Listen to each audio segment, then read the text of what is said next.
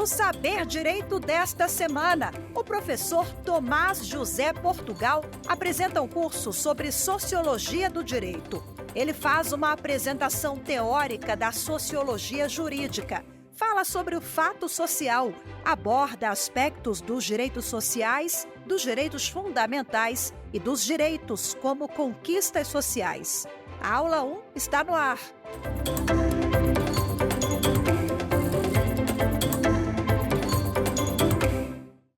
Bem-vindos ao programa Saber Direito da TV Justiça. Meu nome é Tomás José Portugal, sou professor de Direito e vou trabalhar com vocês hoje o tema Sociologia Jurídica, né? Ou Sociologia do Direito, é basicamente a mesma coisa. Eu sou bacharel em Direito, especialista em Direito Antidiscriminatório e Diversidades e mestre e doutorando em Sociologia Política. A compreensão da sociedade, ela passa diretamente pela sociologia, né? E aí, pensar o direito, de uma forma geral, e todos os ramos do direito, é uma relação de causa e consequência. A sociologia, ela apresenta a lógica de que o direito, ele é uma consequência da relação social, né? E dessa forma, movimenta as estruturas do direito do Estado brasileiro para a atenção das necessidades da sociedade, algumas vezes do Estado. A compreensão de que a sociologia ela é a causa de movimentos sociais da estrutura do direito e do Estado, ela tem a função de pensar que o Estado, através da imposição da lei, de novas regras, de mudanças nessa própria estrutura de regulamentar, ela tem o entendimento de que o direito ele é uma consequência, né? Criando as lógicas de atenção às necessidades da sociedade e, em alguns casos específicos, do próprio Estado. E a função desse entendimento ele é muito relevante para o direito. Por quê?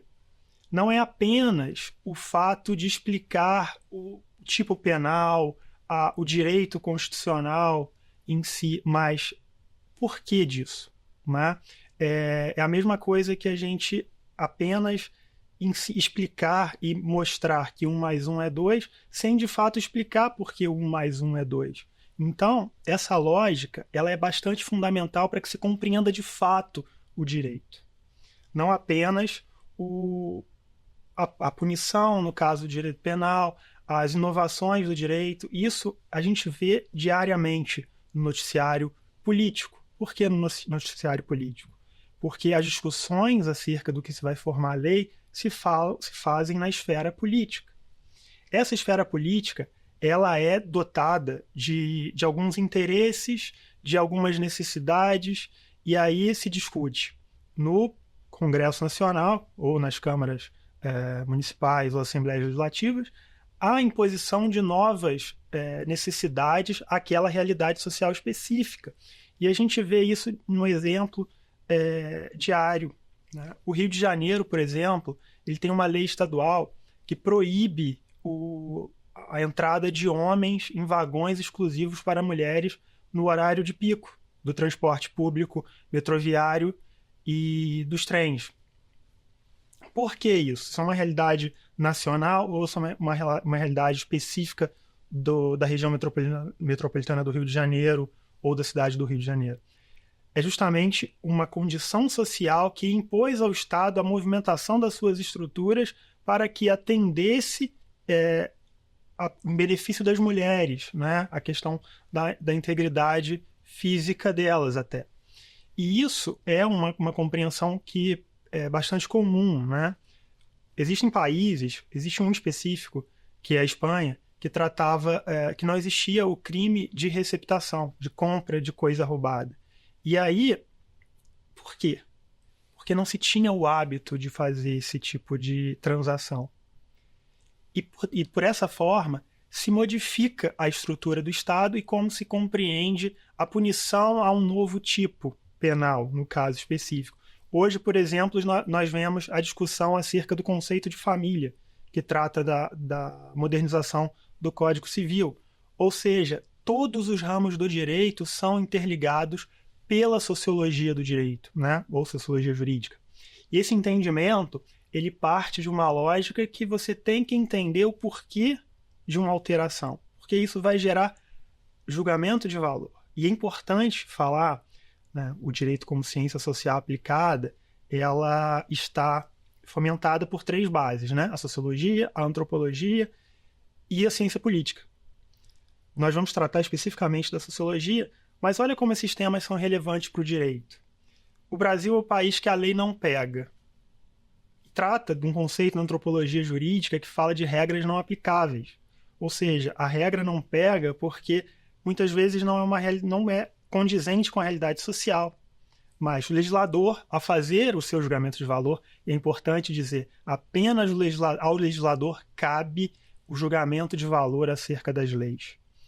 Por quê? Ele quem decide se a sociedade precisa ou não daquela lei. Não nós, cidadãos. Né? Não os próprios juristas que vão fazer uma análise crítica, sociológica ou filosófica de uma nova lei, de uma inovação penal, uma inovação do direito civil. Mas esse entendimento, ele cabe porque o direito, para nós, ele é ferramenta. Não necessariamente a função do exercício axiológico que a gente chama, né?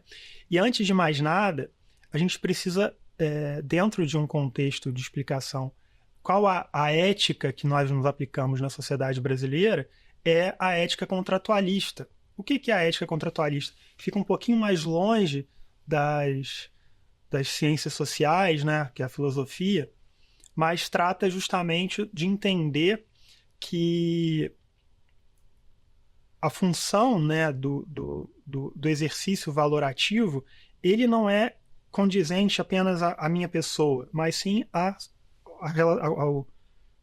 convívio social, né? Por exemplo, num condomínio, por que é vedado ao condômino andar em áreas comuns em roupas de banho, por exemplo? Normalmente, né? Trata no próprio regimento interno do condomínio, na regra do condomínio, em que aquele coletivo determinou que é inaceitável esse tipo de comportamento. Então, todas essas relações de poder é um exercício de dominação, que é tratado justamente pela sociologia, né? Nós não vamos abordar de forma profunda nessas aulas, mas é importante trazer, né, a questão da dominação, porque o Estado, desde que é Estado, ele exerce dominação sobre um grupo social. Esse grupo social, a ele deve obediência e outras formas de atenção, como pagamento de impostos, por exemplo. E nós temos 3 formas de dominação, de acordo com Weber, que é a dominação tradicional, que nós entendemos como as monarquias, por exemplo, absolutistas, até o século XVIII, o patriarcado, na sociedade, tão discutido na sociedade brasileira, e também a dominação racional legal, que é especificamente a que a gente vai tratar aqui hoje, porque o Estado moderno ele se baseia na dominação racional legal. Essa dominação racional legal ela é compreendida como a imposição de regras, ou seja, a uniformidade de comportamentos sociais e até mesmo a dominação das instituições de Estado, né? Porque nós temos aí, por exemplo, o sistema criminal, ele tem alguns braços, por exemplo, tem uma instituição de Estado que investiga, uma instituição que acusa, uma instituição de Estado que julga e outra que executa a pena. Ou seja, nunca é a mesma instituição. Então, são formas de dominação. E a dominação ela é exercida com a uniformidade do comportamento e também com a legitimação da dominação, né? No caso, nós somos dominados pelas leis e pelo Estado, que o exerce através de instituições de Estado. E desse ponto, a gente consegue entender de forma clara o que a gente vai tratar daqui para frente dentro desse contexto de dominação racional legal.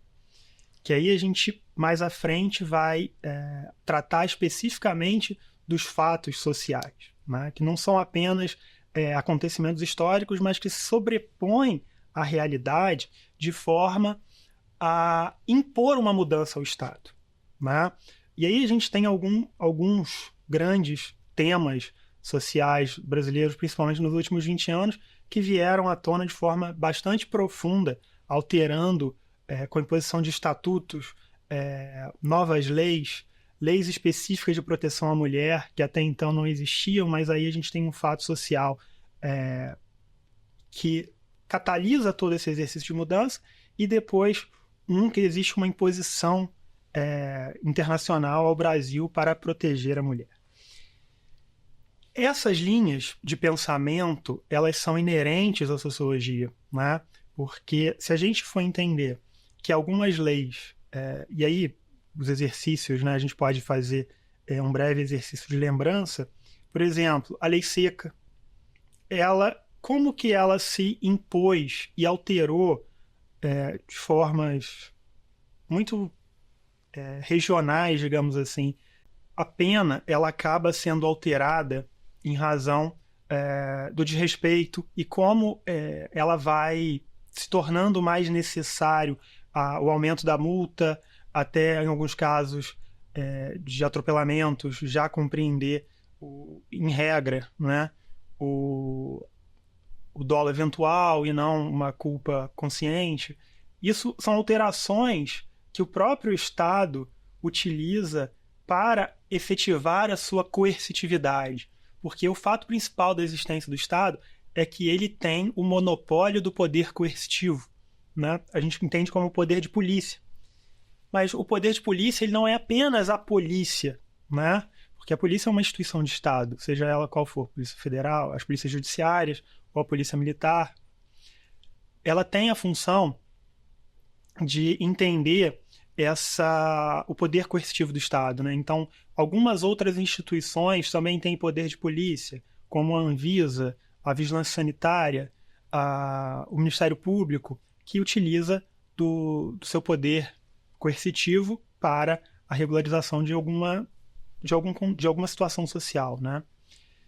E essas situações sociais são elas justamente que movem as estruturas do poder legislativo, né? Ou até mesmo do poder executivo quando das medidas provisórias, né? Que é uma possibilidade dentro do nosso ordenamento jurídico. Mas o que inicia todo esse processo legislativo é uma necessidade social, né? E a compreensão, e isso é de fato a compreensão de uma relação social.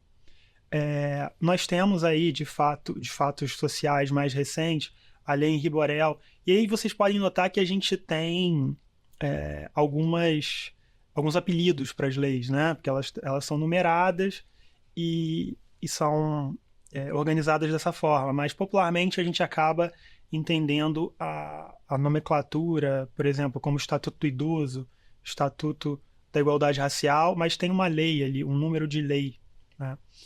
E essas compreensões, elas fazem parte de um processo em que o próprio movimento de um projeto de lei, ele tem que ter a justificativa, né? Quem já se debruçou sobre o tema ou estudou para concursos, como da Câmara dos Deputados ou Senado Federal, o projeto de lei, ele tem que ter uma justificativa, né? De uma realidade social.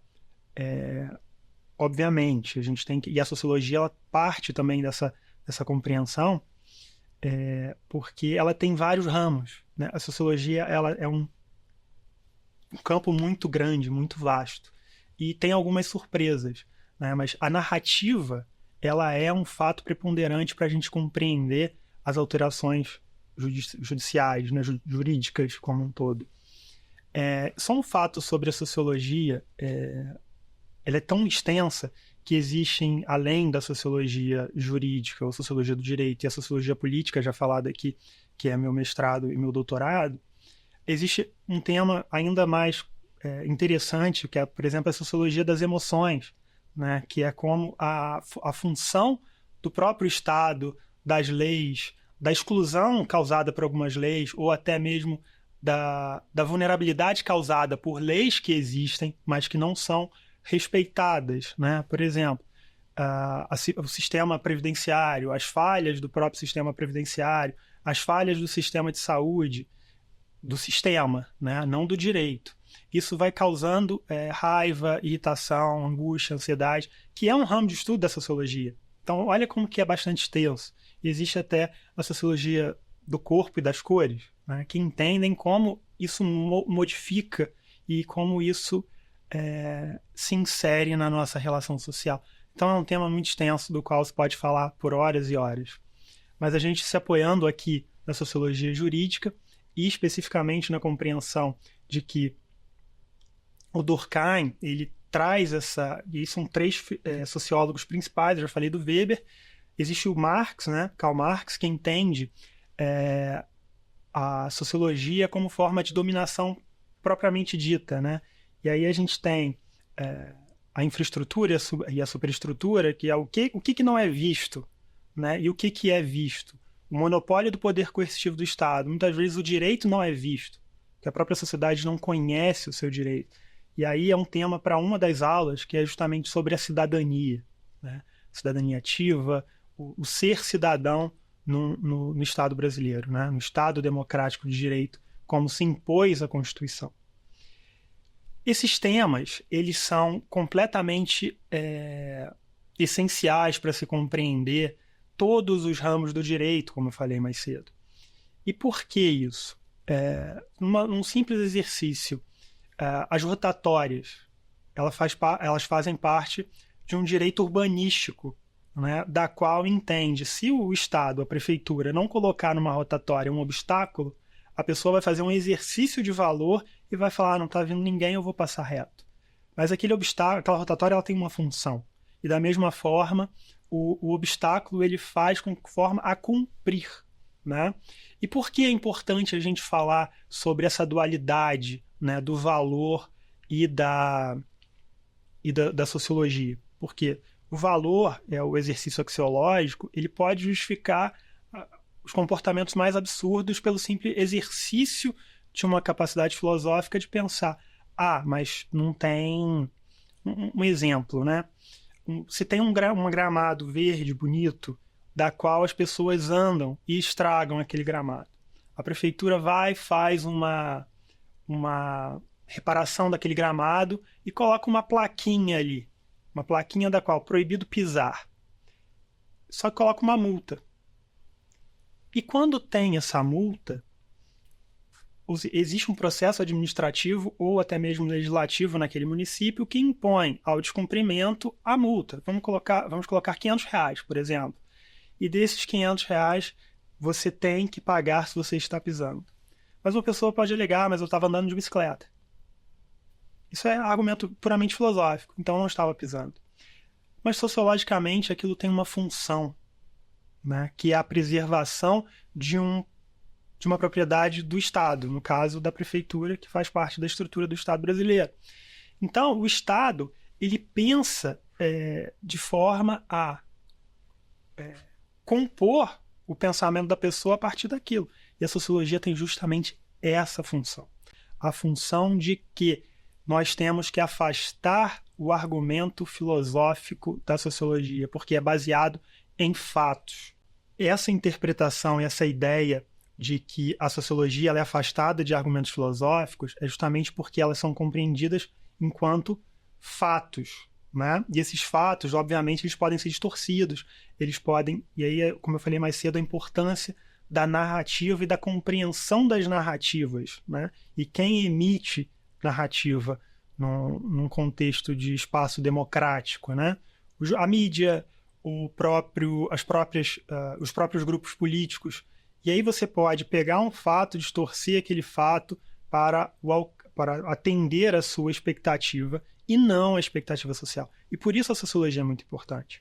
Porque ali passa a compreender qual é a real de qual fato é necessário para a compreensão e a proteção social, né? Ainda mais no nosso modelo de Estado, da qual o Estado brasileiro, através de uma Assembleia Constituinte, criou mandatos pelo bem-estar social. E aí, o bem-estar social ele tem uma função bastante clara no nosso ordenamento jurídico, que é fazer a proteção social no exercício dos direitos, principalmente dos direitos fundamentais, né, que agem, e a gente vai tratar uma aula especificamente sobre as origens, né, as bases sociológicas do Estado brasileiro e como o Estado Democrático de Direito e os direitos fundamentais, eles se compreendem nessa relação. Porque, por mais que eu vá tratar especificamente mais à frente dos direitos fundamentais, é uma aula de sociologia, né? Então, você tem uma causa e uma consequência.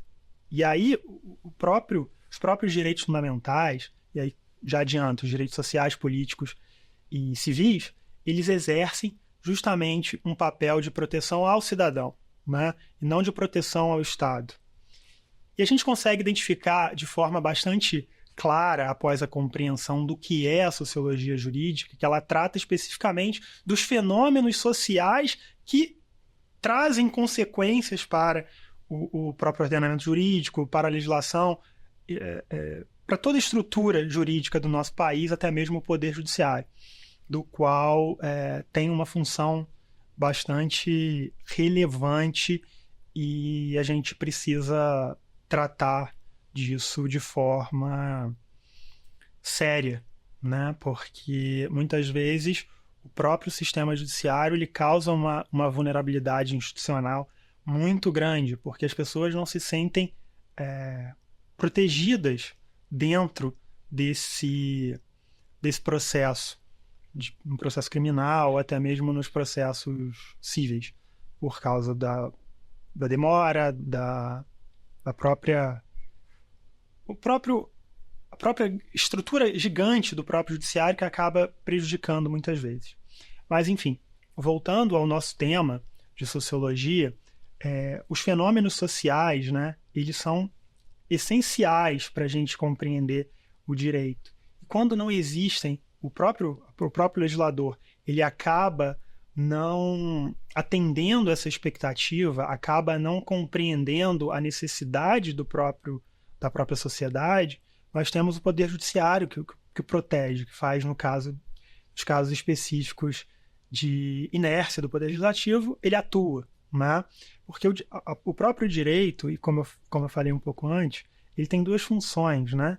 Ele pode, de certa maneira, legitimar uma forma de dominação, e essa legitimação ela pode ocorrer muitas vezes por uma exclusão, né? E a gente viu recentemente a discussão no Supremo Tribunal Federal de temas acerca da lei de drogas, que tratava especificamente de objetificar, né? Tratar de forma objetiva o que era a intenção de vender, né? Com quantidades mínimas, porque isso era importante, porque a discricionariedade ela pode ser muitas vezes maléfica à sociedade e proteger o Estado, né? Até mesmo de um erro do qual, infelizmente, é muito comum no nosso país.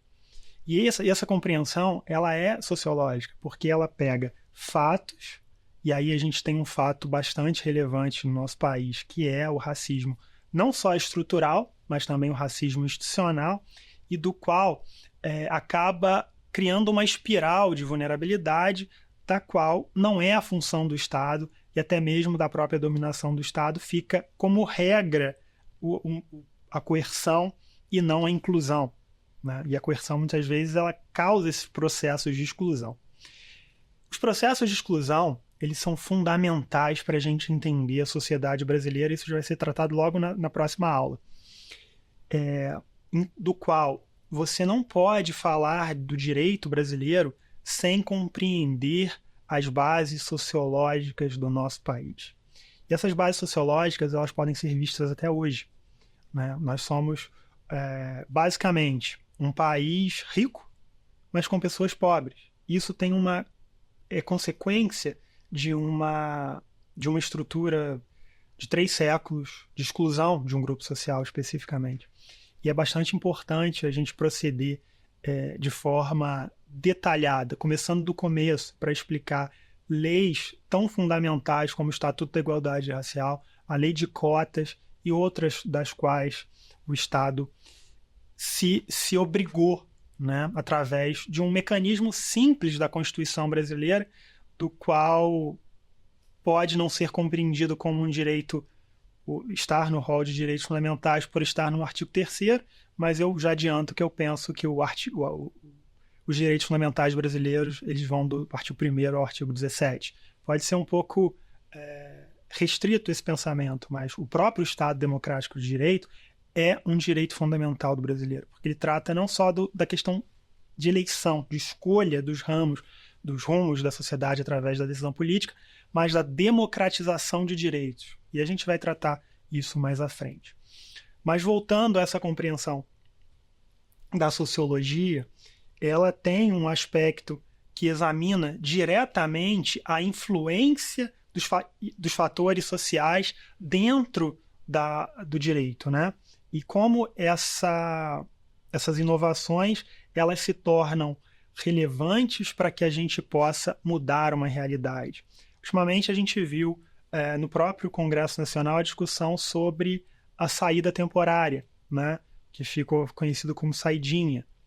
E os fatos dizem, né? Os dados dizem que a punição ela não ocorre sobre os 5% que não retornam, mas os punidos são os 95% que retornam para o sistema prisional. Então a gente precisa entender isso para ter uma função clara. É afastar a axiologia do direito, né? A axiologia enquanto exercício valorativo, e entender o direito como a representação de fatos, né? Por exemplo, um tema que eu gosto de utilizar em sala de aula é o auxílio reclusão. O auxílio reclusão, ele não é um direito do preso, né? Ele é um direito de quem contribui. Quem contribui para a Previdência, no caso de um cometimento de um crime, do qual todos nós que dirigimos estamos suscetíveis a isso, né? Se nós temos a compreensão de que contribuímos para o INSS, né? Nós temos o direito ao auxílio reclusão. Então, o auxílio reclusão não é um direito do recluso, do preso. É um direito de quem contribui, é um direito previdenciário, não trata de direito de processo penal. Então, a gente passa a entender essas diferenças, e aí um fato bastante determinante para a sociologia jurídica é o afastamento do senso comum, né? Porque a partir do momento que nós temos, até mesmo para embasar os nossos argumentos, nós temos fatos, e como eu falei um pouco antes, a linha da doutrinária que pensa que os direitos fundamentais vão ao artigo 5º, ao artigo 17, é predominante. Mas existem outras formas de pensar. Você tem que ter argumentos para definir esse interesse do Estado até mesmo, ou até... A gente não pode fazer exercício de valor sobre a lei se uma lei é boa ou ruim, né? Basicamente é isso, de forma bastante simples. E aí, a objetividade que a sociologia dá para a compreensão do fenômeno social e até mesmo do fenômeno que se torna jurídico é justamente a compreensão de que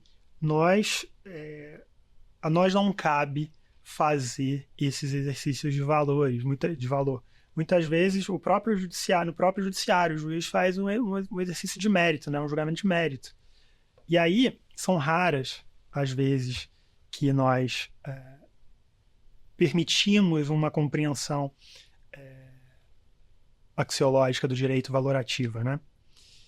E aí um fato interessante, do qual eu gosto muito da sociologia, é porque muitas vezes os fatos eles apontam para o oposto do que o senso comum acredita, e aí não vale a pena entrar no que se acredita, mas vale entender por que você apresenta aqueles dados, né? Se a gente tem essa definição do que é o interesse individual, o interesse coletivo, porque nós temos, né, e a sociologia ela trata lá dos fenômenos sociais enquanto fatos determinantes. Nós temos até mesmo a compreensão dos direitos humanos, né? Que, sim, se a gente for passar por um processo de compreensão dos direitos humanos, até mesmo dos direitos fundamentais, em último caso, que é a internalização dos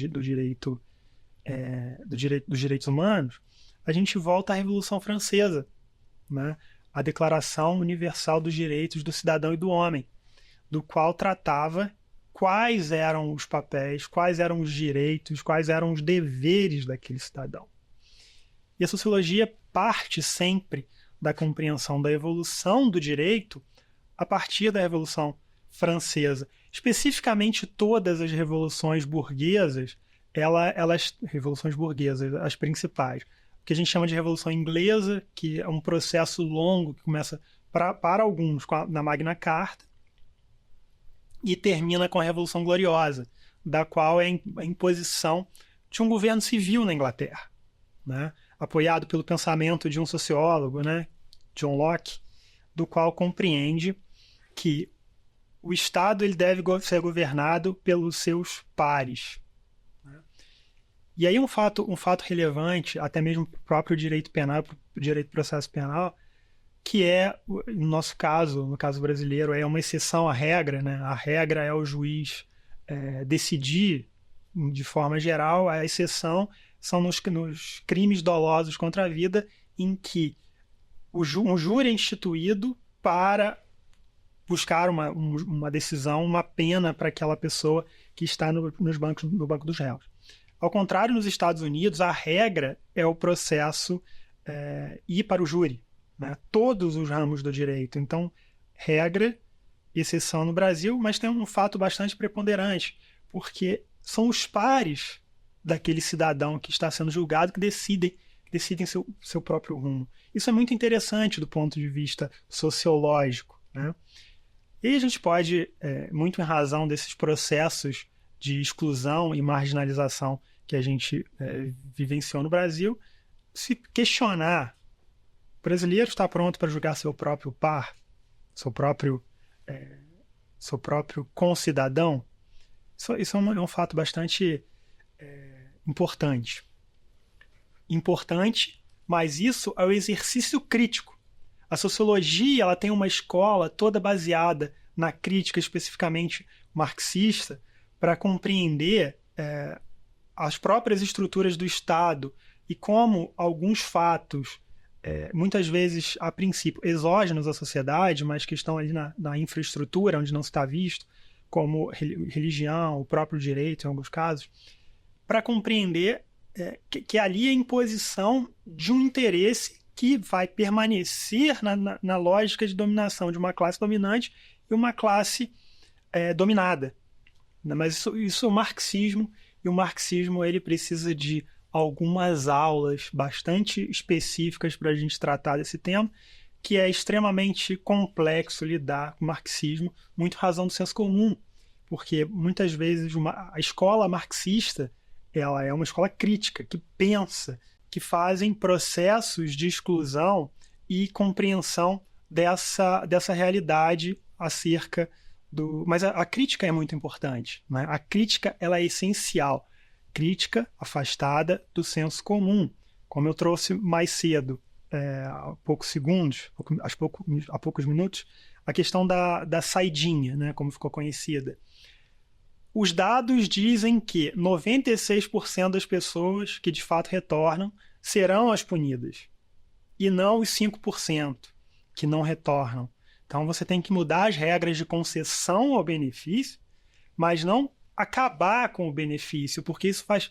A própria ciência compreende que esses processos eles fazem parte da reintegração do sujeito, que muitas vezes não foi integrado na sociedade e simplesmente a solução do Estado foi puni-los, né? A gente vê processos de encarceramento em massa ocorrendo no Brasil e no mundo, né? E um ponto interessante, esse encarceramento em massa ele determina quem é preso por características não essencialmente do cometimento de crimes, né?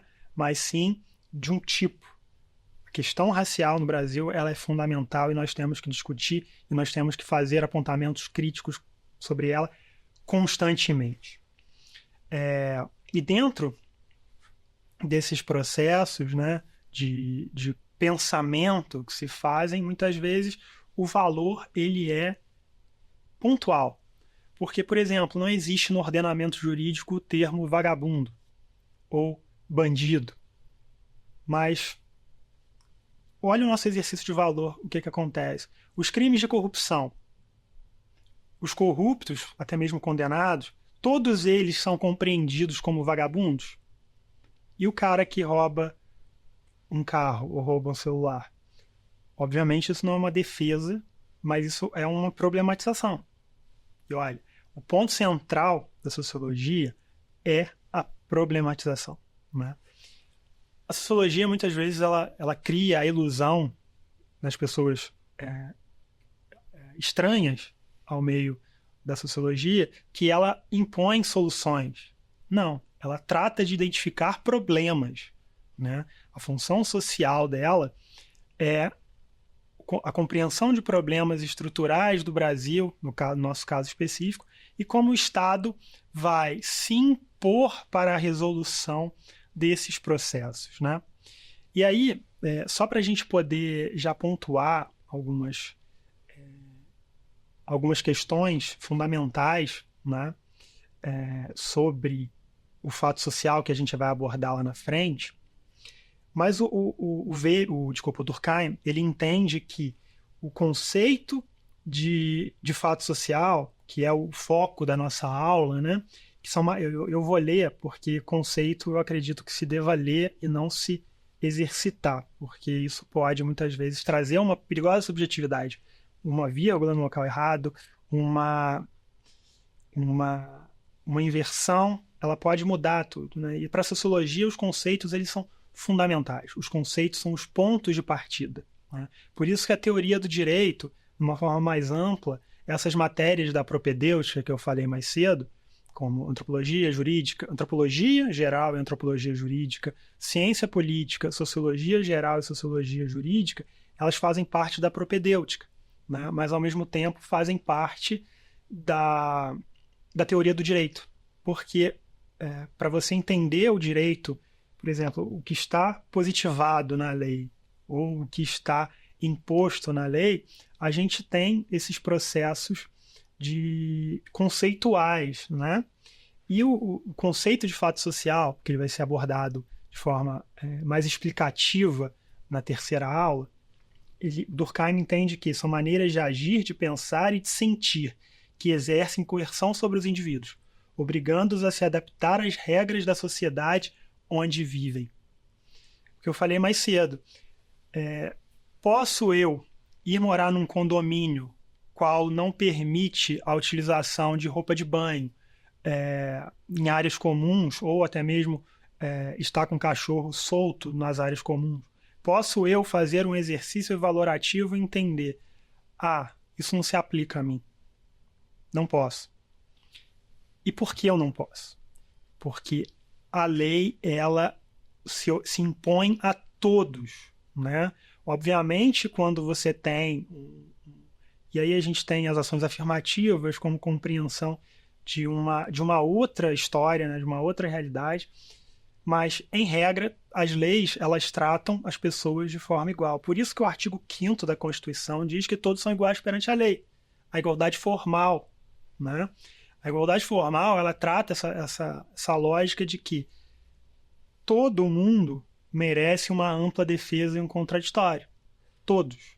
Não é porque você não gosta de uma pessoa ou se porque você gosta muito daquela pessoa que ela vai ter um direito ou deixar de ter um direito. Isso são exercícios valorativos, né? E o que eu falei sobre a questão, uma pessoa ela é um vagabundo, ela é um bandido, ou ela é um cidadão do qual está passando por um processo judicial que deve ser amplamente trabalhado, né, para atendimento dos seus princípios constitucionais, como ampla defesa, contraditório, devido processo legal. Que são temas que nem sempre se existiram no Brasil, né? Porque a gente teve processos, e aí a compreensão do nosso histórico enquanto país, né? Enquanto Estado, enquanto construção de uma base de proteção social ao indivíduo. São características que eu já vou abordar na próxima aula mas a gente tem uma característica que se sobrepõe a todas as outras: o centralismo político. Esse centralismo político, né, ele passa do processo elitista de decisão em que o sujeito que está no posto mais alto da administração pública vai definir, sem a compreensão das pessoas que estão no dia a dia. E a gente fala aí, por exemplo, assistentes sociais. Eu trabalhei durante um tempo num curso de serviço social e pode ter uma interpretação pejorativa, mas não é. É um conceito, que são os burocratas de baixo nível. Não baixo nível hierárquico, mas baixo nível porque está no nível mais baixo da sociedade, que é o primeiro... que tem o primeiro contato com a sociedade, que é, de fato, quem conhece a realidade social. E aí nós temos essas abordagens, né? A abordagem elitista, ela se chama basicamente top-down, de cima para baixo, e bottom-up, que é de baixo para cima. Então, esses processos, eles são fundamentais para a gente compreender os fenômenos sociais. Porque um fenômeno social, quando ele é imposto pelo Estado sem nenhuma compreensão, sem nenhuma compreensão com a realidade social, isso causa uma distorção, até mesmo de legitimação, né? Porque a nossa Constituição, ela fala em processos de legalidade, mas também de legitimidade. Posso eu fazer uma lei que, por exemplo, impor a pena de morte para crimes como tráfico de drogas, alguma coisa assim, porque ressaltando uma coisa importante, né? No nosso modelo de Estado é permitida a pena de morte, né? Desde que nos casos de exceção, de guerra declarada. Mas voltando ao nosso tópico, posso eu, quanto legislador, vou criar uma pena de morte. Primeiro, a pena de morte, por si própria, já é proibida, mas seria uma pena cruel. Então, no Estado brasileiro, não existe legitimidade qualquer pena cruel. Por exemplo, a castração química de quem comete estupro ou pedofilia. Isso é complexo. A sociologia ela é complexa. E a sociologia ela acaba abordando os temas que muita gente não gosta, né? Por isso que muitas vezes não é a matéria mais popular do curso de Direito. E eu já lido com isso há quase 10 anos, né? É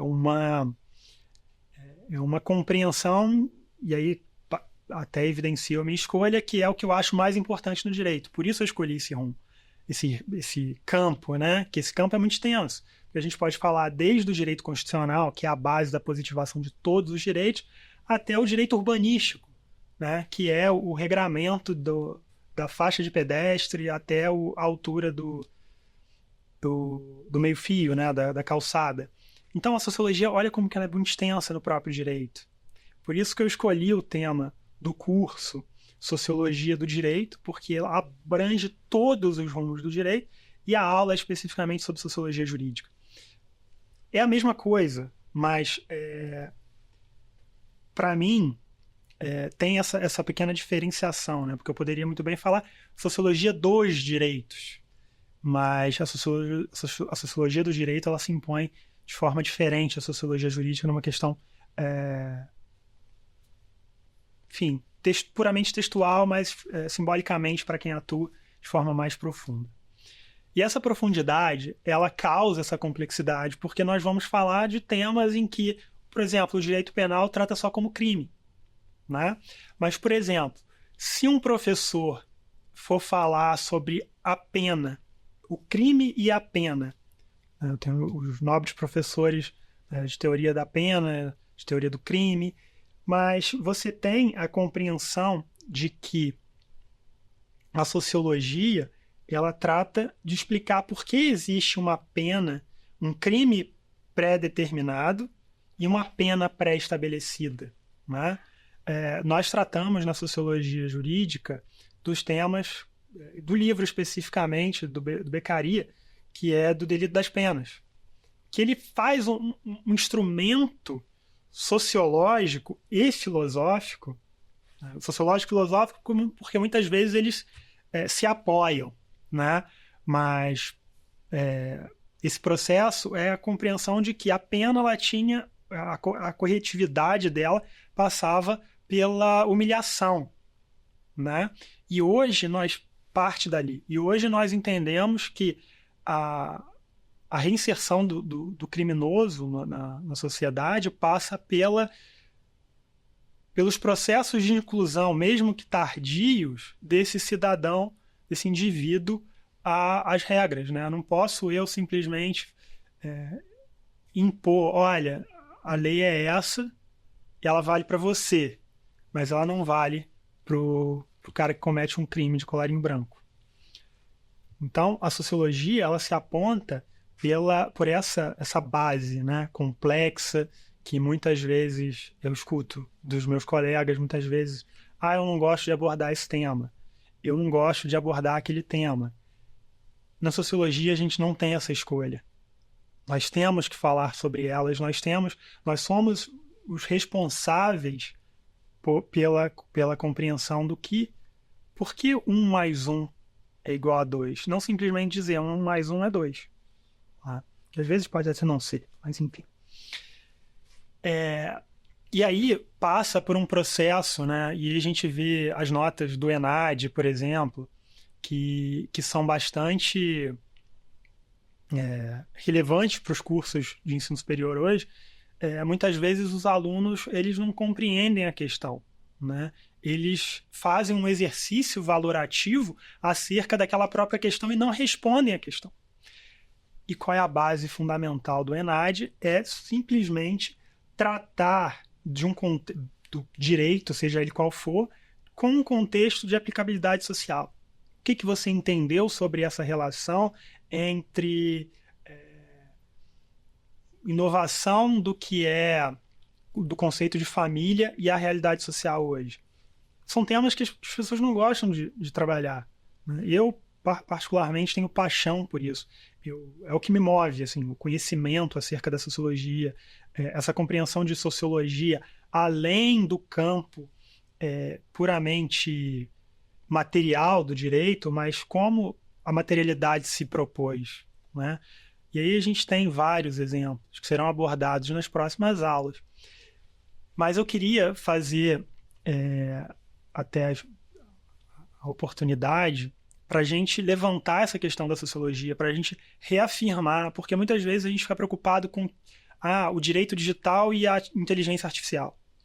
Mas como que a gente impõe essa realidade para um número tremendo de pessoas que não estão digitalizadas muitas vezes?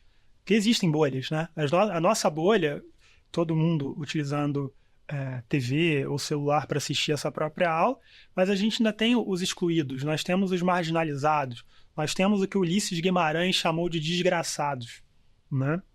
Que é um tema bastante relevante para a gente começar a próxima aula, que vai tratar especificamente sobre as bases sociais do Brasil.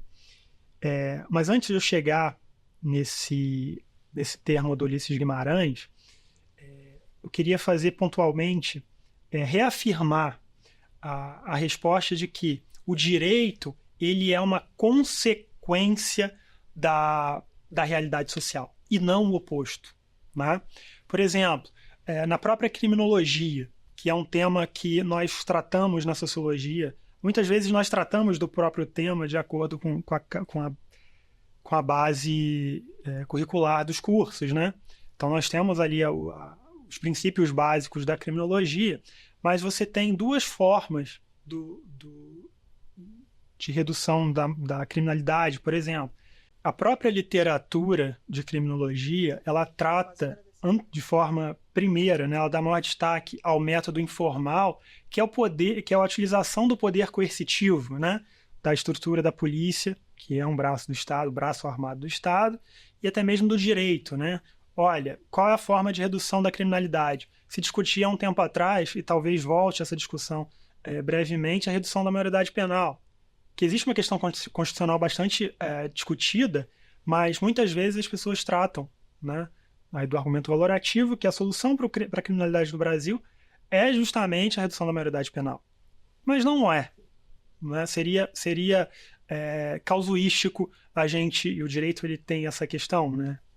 Tenta-se evitar o causuísmo. Mas nós temos ali o método formal. O método formal, ele é o ponto central, que é a construção de cidadania, né? A construção de cidadãos para o exercício das atividades. Né? Como que você vai explicar para uma pessoa que paga imposto no consumo, né? Até, podemos dizer isso em 2024, paga 27,5% sobre o consumo de um remédio, muitas vezes, ou de algum bem essencial, básico de higiene, e dizer que, olha, ele não paga imposto. Proporcionalmente, a sociologia ela rompe com algumas questões, por exemplo, a questão tributária. Na questão tributária, muitas vezes a gente pensa para o tributarista que as alíquotas são progressivas, mas na sociologia a gente trata ela como regressiva, porque quanto menos uma pessoa ganha, maior é o impacto dos impostos sobre ela. E para finalizar, eu queria só introduzir a aula seguinte, que são as bases sociológicas da sociedade brasileira, dizendo que o Ulisses Guimarães, ao seu pronunciamento da proclamação da Constituição de 88, ele disse que a Constituição será a luz, ainda que de lamparina, na noite dos desgraçados. E dessa forma a gente finaliza a primeira aula e partimos para o quiz.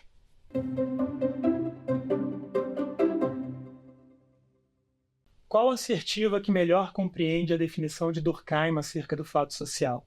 A. Maneiras de agir, de pensar e de sentir, que exercem coerção sobre os indivíduos, obrigando-os a se adaptar às regras da sociedade onde vivem. B. O processo de exploração da mão de obra assalariada. C. Alusão à existência de uma consciência coletiva, um conjunto de valores, noções morais, ideias e costumes que são compartilhados entre os sujeitos do grupo. D. Qualquer ação que um sujeito realiza no meio social em que vive. A resposta correta é a assertiva A. Maneiras de agir, de pensar e de sentir que exercem a coerção sobre os indivíduos, obrigando-os a se adaptar às regras da sociedade onde vivem. Como eu falei em determinado ponto, essa função é essencial para a gente compreender por que nós nos impomos a regras sociais, né? Seja no nosso condomínio, seja na própria legislação federal, estadual, municipal. Isso opõe a coerção do Estado. A lei, o direito, eles exercem essa coerção. Então, portanto, essa é a resposta certa.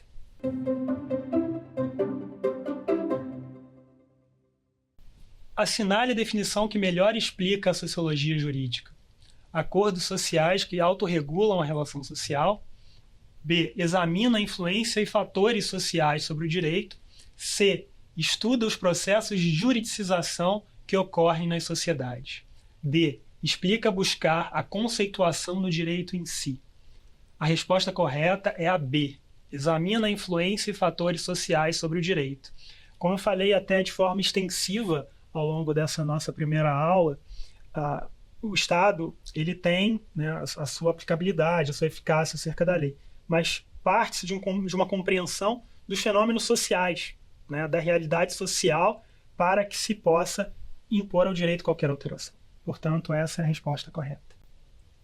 Eu queria agradecer a atenção de vocês, pelo desenvolvimento do conteúdo, pelas respostas, e aí a gente vai, na próxima aula, abranger e abordar as bases sociológicas da sociedade brasileira. Até a próxima. Quer dar alguma sugestão de tema para os cursos do Saber Direito? Então mande um e-mail para a gente, saberdireito@stf.jus.br. Você também pode estudar pela internet. Acesse o nosso site radioetvjustiça.jus.br ou pode rever as aulas no canal do YouTube, @Rádio e TV Justiça.